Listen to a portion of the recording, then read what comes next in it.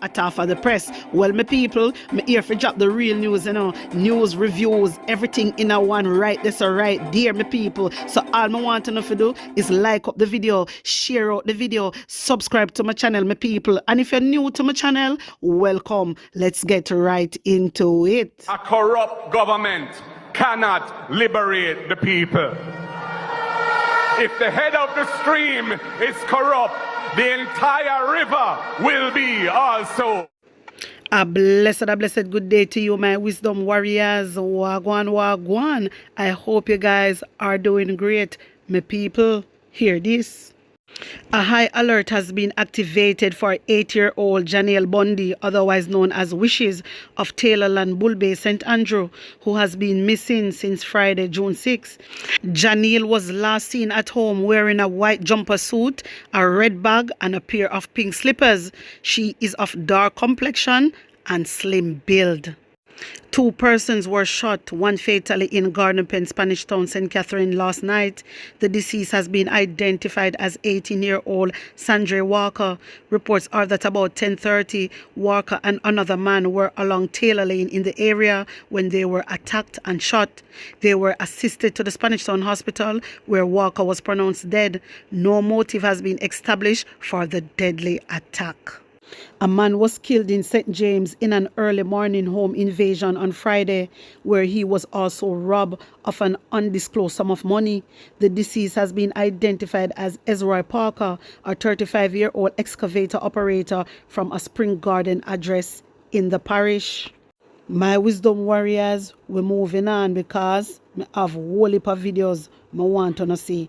Take in this. PNP General Secretary has responded to recent comments by Prime Minister Dr. Andrew Holness, who urged Jamaicans to choose a leader with a proven track record. When you have something that is life and death, like you have a surgery to do, and you go to find a doctor, you're not going to simply take a recommendation for your doctor. You have your country to run. You have the doctor who has performed, who has shown you what he can do. And then, with the most illogical reason, you say, sure, but now go with the doctor. We have a proven track record. You go with the doctor where you don't know. Eh? What kind of reason is that? We all know that if you are going to choose a doctor, one of the first thing that you want to know is that your doctor is registered and certified. I could never get up to choose a doctor that the Medical Council of Jamaica has not certified to say yes, it can go on. We have to apply each year to be certified. Our Prime Ministers have been certified for 4 years. So if we're going to choose a leader of the country, we're choosing Mark Jefferson because he's certified. I'm going to read for you some excerpts from CIA's declassified files. Whatever you hear me say in the upcoming segment, I know me say so, and the CIA says so. Let's jump into it. This is the hot take. This week, a tweet from Erica Virtue caught my eye. She mentioned in that tweet that the CIA will be declassifying information on the CIA's involvement in Jamaica between 1976 and 1980. So, I got you. So I got some information from the CIA that's already available to us. Let's jump into it. Leading up to the December 1976 election, there was a wave of shootings and arson terrorizing the Jamaican population. It says that in 1976, there was a fire on Orange Lane. A group of 50 armed paramilitary gunmen burned a block of tenements to the ground. Survivors who attempted to escape were forced back into the flames. Documents and weapons found in JLP leaders' possession outlined a plan for a US-backed military coup before the elections.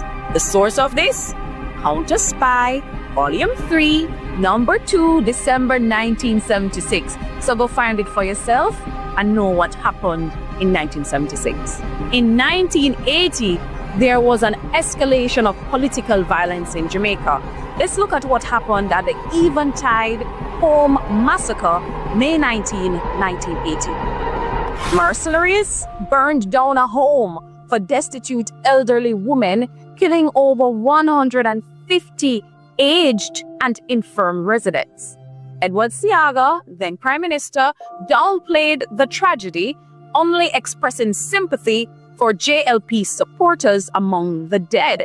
This, of course, sparked outrage across Jamaica, with people questioning whether JLP lives were considered more valuable than PNP lives or the lives of Jamaicans who had no political affiliation.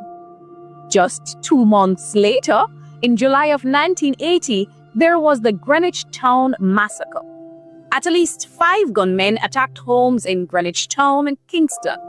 They kicked down doors and opened fire, killing 7 people. A JLP campaign vehicle was involved in the operation. Between June to July 1980, there was a breakout of violence again in Jamaica. A black mercenary army was trained in Florida, specifically recruiting Vietnam War veterans. In July of 1980, there was an M16 bus shooting. 2 men appearing to be repairing a JLP Jeep opened fire on a passing bus using M16 rifles. Following Edward Seaga's visit to the United States, there was an escalation of violence. While in the United States, Seaga predicted more violence in Jamaica. Upon his return, this prediction came true, with coordinated gunfiring increasing across the country. Gangs of young men who previously had no money or resources suddenly had jobs paid $100 per week. Back then, that was a lot of money. Motor scooters, firearms, and the death toll by July 1980 had risen dramatically. By late July, over 350 people had been killed in Jamaica since the election was announced in February 1980. This sparked a burial controversy and the escalation of political violence.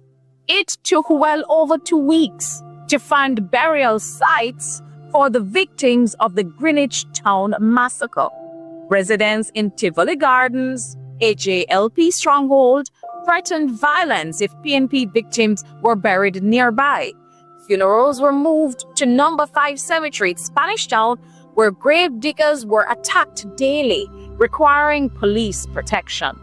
Church leaders had to intervene, urging citizens to recognize that political violence must end. What was the impact and the broader implications of this?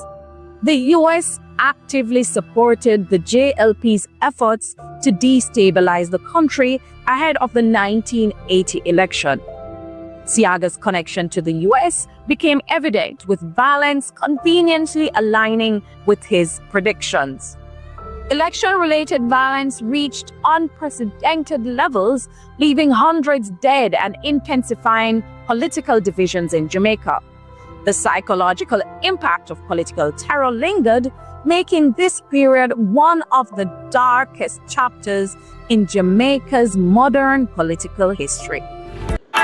You know the reason why I'm showing you that video, me people? Come on, want to refresh on a memory. Me want to see say the Jamaica Labour Party do not care about us. Me want to remind you, because a lot of people seems to forget what the Jamaica Labour Party is capable of. A lot of people seems to forget what the Jamaica Labour Party has done to our country. They destabilize our country, and I go on like said them are good people. They are not. and see Andrew Holness come back now and I pick up the pieces what happened in the 80s. My wisdom warriors, don't be fooled. Do not let the Jamaica Labour Party trick you. Wake up, Jamaica. And may I talk to the Labour right them too. Wake up before it is too late. Anyway, my people, we're moving on. I want to hear what some of the upcoming MP candidates have to say and what Matt Golden has to say, all right? So hear this. I want to thank everybody who came on the road with us today and those who came out as the motorcade was passing and threw up them fists and shouted power and hail Marky G and make me feel very welcome and comfortable that things are moving in the positive direction of change. And comrades, it's been a long day, and it's quite late now. I've headed back to Kingston, so I'm not making a long speech tonight. But there are a few things I want to say to you.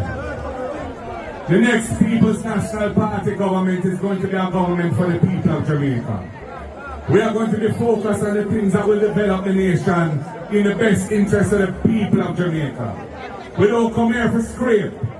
We don't come here for rip off. We don't come here to enrich ourselves in any way.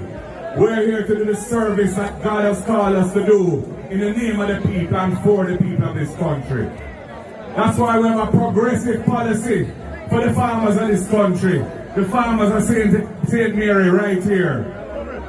With the Agricultural Development Fund that we will be establishing to do for agriculture what the Tourism Enhancement Fund has done for tourism. We want to see agriculture grow. We want to see our farmers empowered to produce. Right now, although they talk about lower levels of poverty and low levels of money, I want to thank everybody who came on. We want to ensure that every needy child can get a hot and nutritious meal at school every day, whether they're in primary school or in secondary school.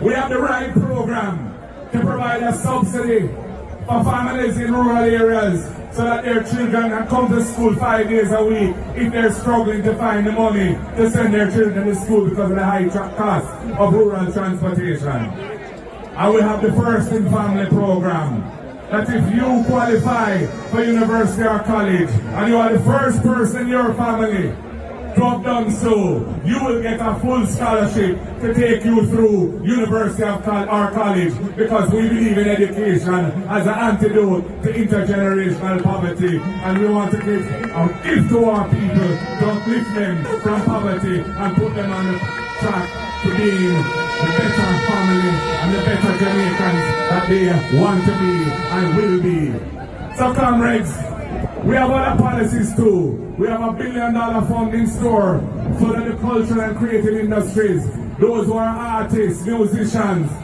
dramatists, and the other creatives can get financial support to grow them, because we know that this is a business where Jamaica has a competitive advantage because our culture is loved all over the world. And we have many other positive ideas and programs that we are planning to move this country. As I say to you tonight, put in the work, adopt a serious attitude, stand firm. Them are come with all kind of things. A whole heap of misinformation, a whole heap of lie, a whole heap of false propaganda. Them are try to run some little benefits for fool the people. But don't be distracted. Think about your children and your grandchildren. Think about the policies and programs that the PNP has delivered in the past and is going to deliver in the future when we form government. And do the right thing. Do the right thing for yourselves. Do the right thing for your family and your community and generations to come. And what does that mean? Put your ex squarely beside the head and deliver Comrade Omar Newell to me in Parliament to be walking up you free with Comrade Woodbine and Comrade Chris Brown. Breathe the hard way. Breathe the hard way. Come, Comrade Newell. Come, Comrade Brown. Come, Comrade Woodbine.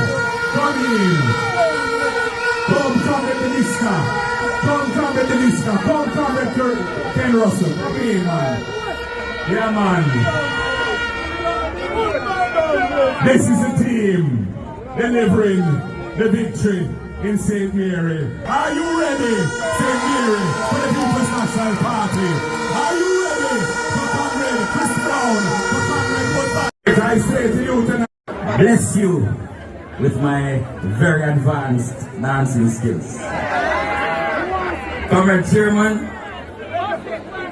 Comrade next Prime Minister of Jamaica, my General, Comrade Mark Jefferson Golding,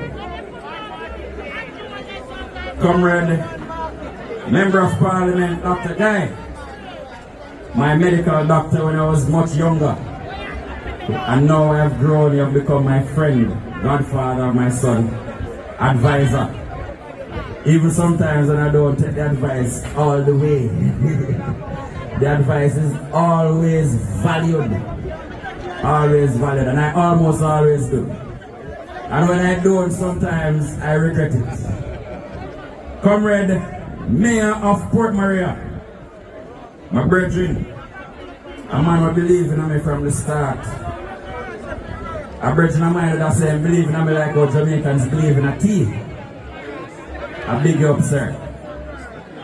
Comrade Senator Floyd Morris, my brother and friend, I'm very grateful, sir, for your continued support of me and of my candidacy. I thank you, and I think my candidacy is enriched because of your support. And you, bless you, ask for better. These are all people who I have very close relationships with. Comrade Deputy Mayor Paul Fife, Comrade Councillor Garvey, Comrade Councillor Freeman, father and godfather respectively, Comrade Candidate Danishka Williams, Comrade Chris Brown, Comrade Omar Woodbine. Candy, speak up yourself. Comrades on the platform, Comrade Paul Blake. And before I go, I have to tell you that I am tonight endorsing the candidacy of Comrade Paul Blake to be the next president of the PNP Patriots.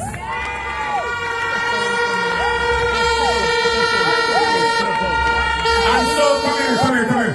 And so, Comrade Paul Blake, another friendship man like myself who was recruited to the Patriots when I was president, will be the second friendship man who will be president of the PNP Patriots, and he will bring it to new heights. Big up yourself, Comrade. Comrades, I come before you tonight not because of any lifelong ambition. I'm not in front of you tonight to check any box, seeking self-actualization. Ask for better. These are, I hear some people talking about third term loading. Third term loading.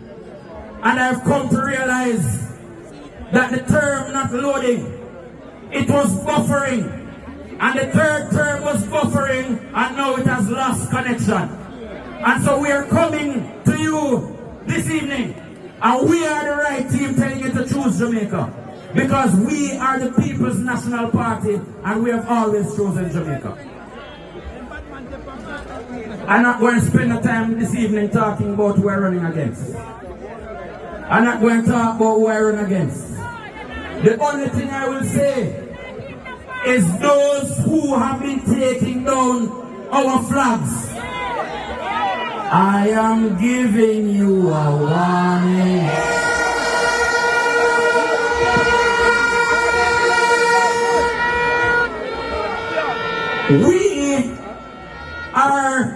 We choose peace, not because we can't do otherwise. Not from a position of weakness, but because we understand that we have a greater role to play in this movement to build this place we love called Jamaica land. So, when you go out and put up your flag, and you go out and put up your billboard, I get the calls and I get the messages, and I get sometimes the cuss out. I hear some people talking about third term loading. We're running in this constituency, as I said, because we have plans to move the constituency forward.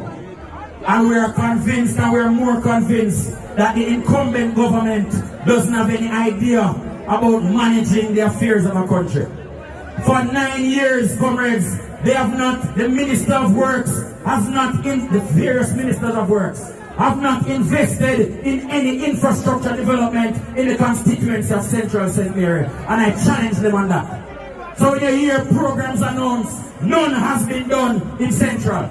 And in case they want to challenge me tomorrow and talk about the Spark program, I go and talk about the program when them start up at Killancally, when them start dig out drain and decide them going to put tarp on the road, and the residents have to get up and say you can't come tar the road until you fix the leaky pipe, because the Ministry of Water have a responsibility to fix the leaky pipe. And so they have to abandon that project because they conceptualize something where they could just put some tar half-baked on the road so they can go up on TV like they try to do when the man they think him no come and lead a constituency so they can post a video and claim so they do something in Central St. Mary.